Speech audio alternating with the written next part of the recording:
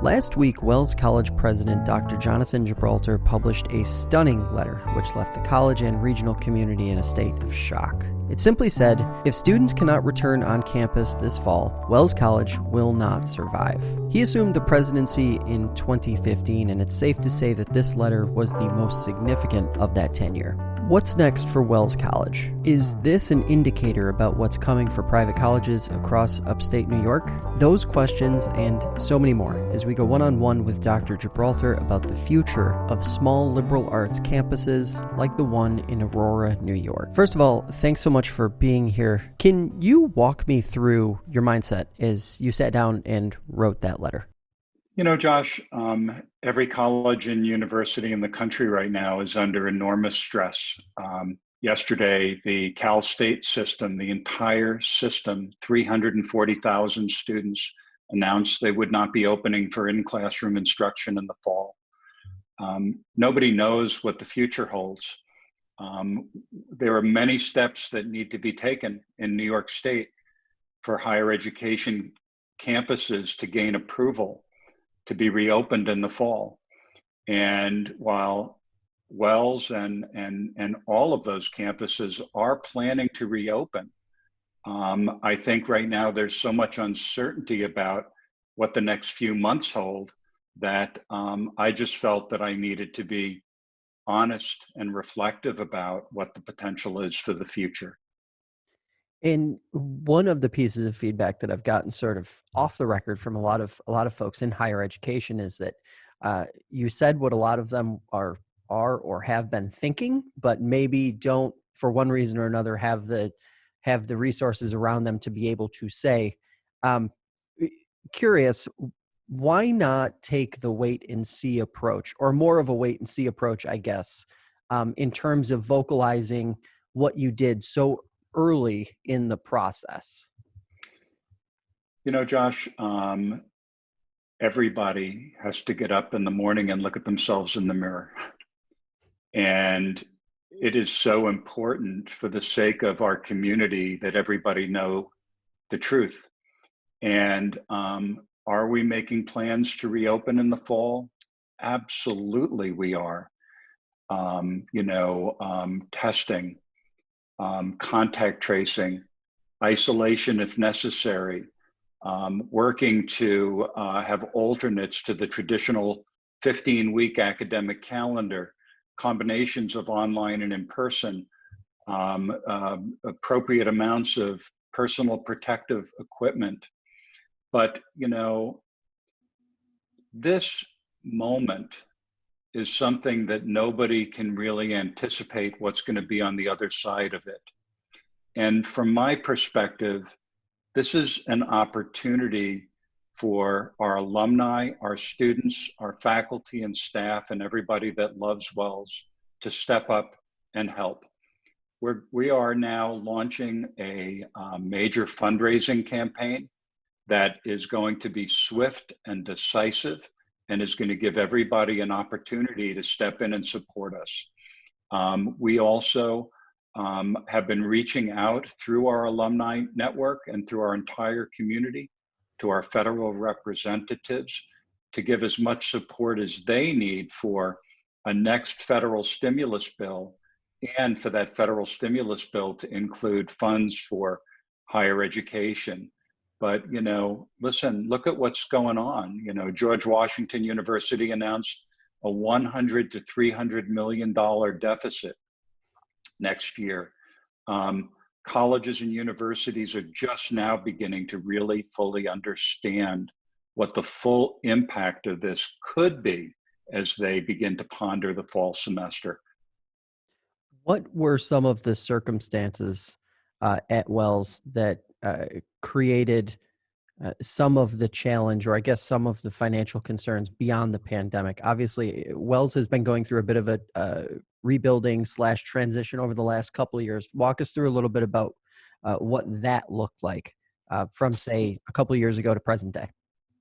Yeah, I mean, Josh, honestly, Wells has been on a bit of a roller coaster ride for 25, 30 years. And the reality is that When I came to Wells 5 years ago, we developed a really solid, comprehensive plan. When I arrived, we put forward and had approved 8 new academic majors. We did enormous renovation on the campus, taking our old and chain shut science building and turning it into a hub of activity on the campus. Our alumni and foundation supported creating a student union on campus. We redid our gym and put in a new turf athletic field. We made enormous investments in our residence halls, academic programs, academic technology. And during all of that, a couple of things happened. First of all, the state of New York announced the Excelsior Scholarship Program, which assured free tuition for all New York State residents to attend a state or city university campus. And then in the midst of all of that, in addition to that, there was a demographic trend that was on the decline of high school aged students in the state of New York. So we're facing a decrease in potential students, and most of our students are from New York. We're facing free tuition for students to go to a SUNY or CUNY campus, and now we're facing a pandemic. It's a lot for sure. When you look at fall 2020, as of now, you kind of mentioned some broad points earlier. What does the fall 2020 semester look like on Wells campus?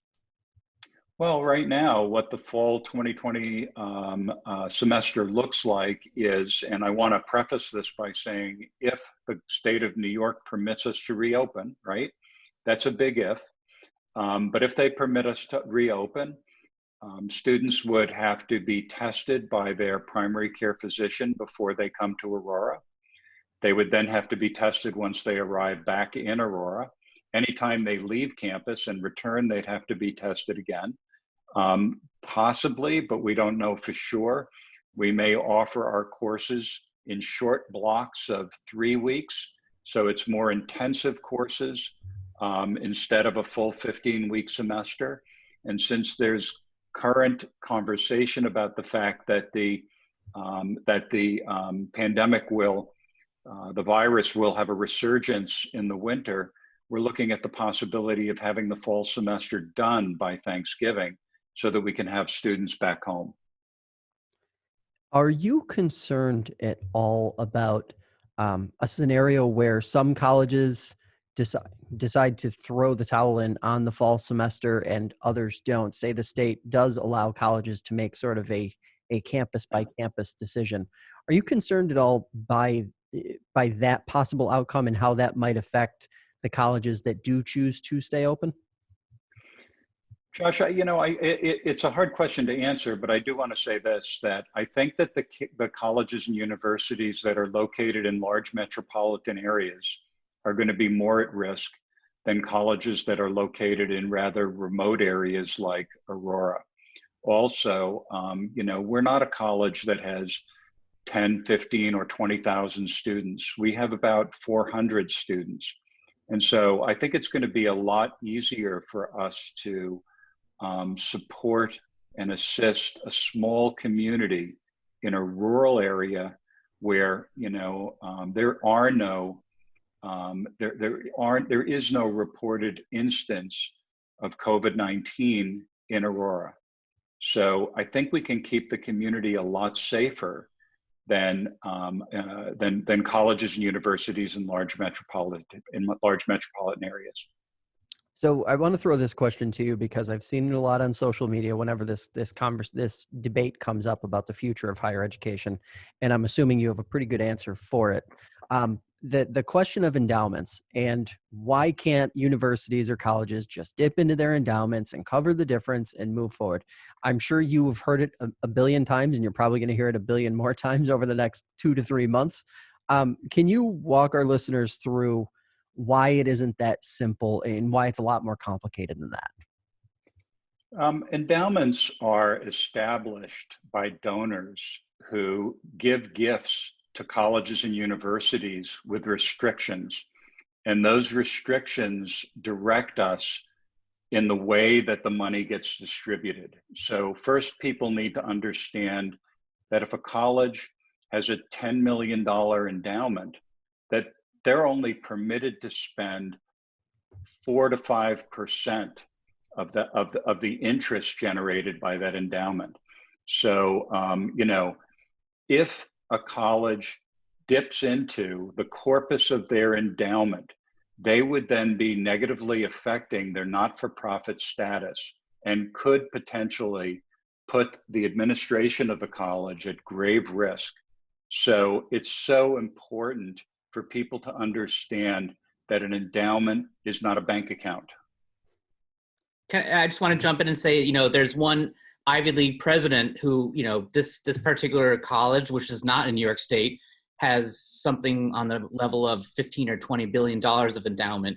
And their president has said, the endowment does not save us from having to make tough choices or exercise financial discipline. So that's exactly along the lines of what President Gibralter is saying. All colleges, big and small, are facing similar tough choices. And when you look at, and both of you, I guess, can weigh in on this one, because it seems like it's one of the more immediate concerns when students or faculty or even just residents in the community hear the word closure. The first question that's likely to come to the mind of many is, what does this mean for the students, and what does this mean for incoming students or would-be incoming students? Well, again, we're putting the majority of our effort right now, Josh, into reopening.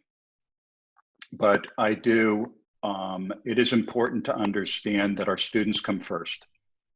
And that if, as the summer progresses, we find out that there just is no road forward, or the governor says, I'm sorry, higher education is not going to be able to continue in the fall, then we need to work with every single student individually to help them to land on their feet someplace else. I also need to add, though, Josh, that, be aware that many of every college student's family right now is potentially impacted by the fallout of COVID-19. Our economy is still at a standstill. Over 21 million people have lost their jobs in the last 7-8 weeks. So many, many, many people are going to be faced with the economic consequences of this pandemic, and then the economically informed decisions that they have to make for their future. As you guys go through the spring and summer process, or what a normal spring and summer process would be for preparing, at what point do you guys start to look at your commitment numbers for the fall? Is that a process that's already, sort of underway, or is that something that comes a little later in the spring towards summer? Oh my, we've been looking at our first of all, we moved our deposit deadline from May 1st to June 1st. About 400 colleges and universities in the country have made this switch, and giving students a little bit more time to decide. And in addition to that, just because a student makes a commitment and pays a deposit, we work with them all through the summer to keep them engaged, to orient them, to make sure that during the course of the summer, they perhaps don't change their decision. I also want to say, when you talked about students and what we're doing to support them, that many colleges and universities, and Wells is doing this as well. When from the date that students left campus, we're refunding them room and board. In addition to that, the federal stimulus bill, the CARES Act, provided funding to every college and university in the country that's being dispersed through the Department of Education. Understand that the college is the trustee of that money. We don't actually ever lay hands on that money. So now that we have the distribution methodology clear from the Department of Education, students actually are going to be going into a link, and they're going to be putting in an application for the funds, and checks are going to start going out next week. So, the federal government has really stepped up and tried to help students who have had to deal with the economic fallout of this pandemic. In addition, Josh, at Wells, we formed a virtual food pantry where many of us donated money. And we did that so that students who were having trouble at their homes with food, they could file an application with us, and we would send them a gift card to a grocery store in their community for $50, and they could apply again. And we've distributed about $2,000 worth of gift cards. And in addition, I want to say, because of the disruption that COVID-19 has caused, and I want to make sure that what I say is clear, we're going to be offering online education to our students this summer at no tuition charge. But I want to make it clear that that's not open to the public.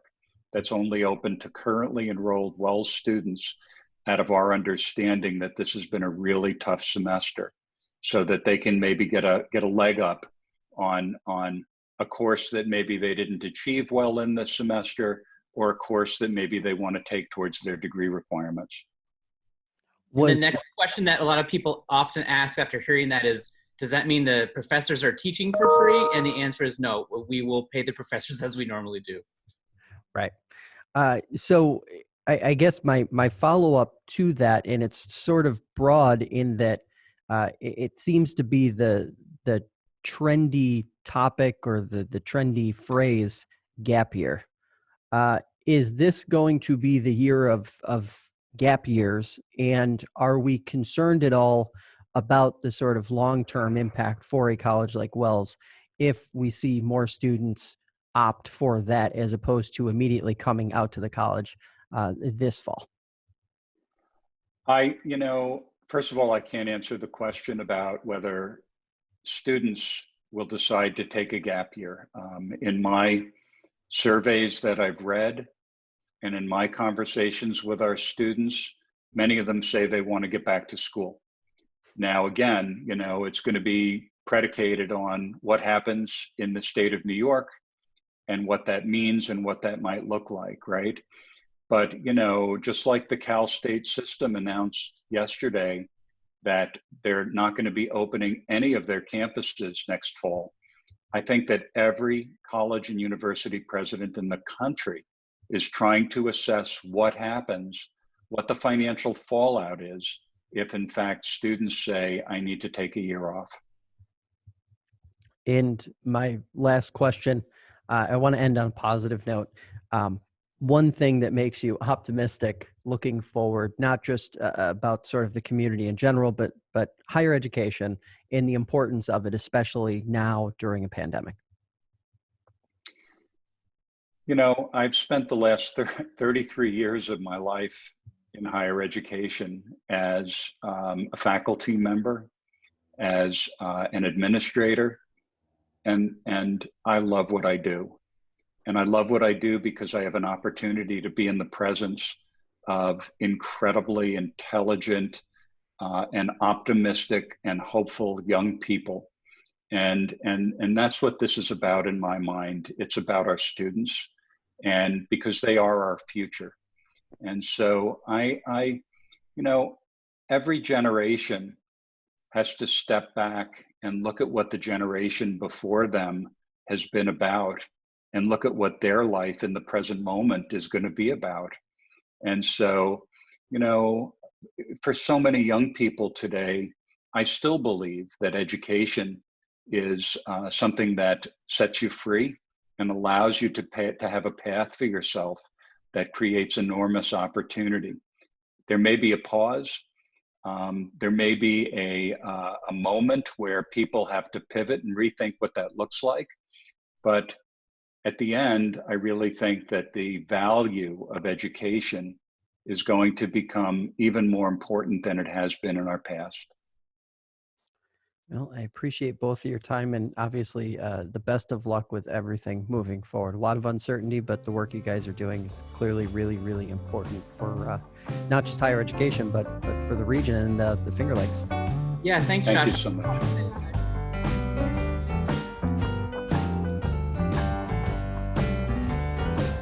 Hey, thanks for listening. Look for new episodes of Inside the Finger Lakes Saturdays and Sundays on fingerlakes1.com or wherever you get podcasts. If you're listening on Spotify or Apple Podcasts, consider leaving us a review or rating the show 5 stars. Both help a great deal. For more great conversations like these, check out our daily debrief. It goes inside the headlines with pieces of the great conversations we have on this and other shows. One last favor. If you can, consider becoming a supporter. You're not going to see any paywalls on fingerlakes1.com, but good journalism does cost money, and relying solely on advertisers is an industry-tried but largely untenable model. Visit patreon.com/FL1 to become a monthly supporter. If you have any questions, have an idea for a show, or just want to say hello, drop us a line at insidetheflx@fingerlakes1.com. Thanks again for listening, and I'll see you next week.